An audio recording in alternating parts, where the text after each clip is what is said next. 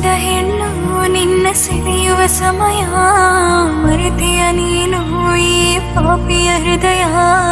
ಮನಸ್ಸಿನ ಒಳಗೆ ಅವಿತಿರೋ ಹಾಗೆ ನನ್ನ ನಂಬಿಸಿ ನೀನು ಅವಳವರಿಸಿದೆ.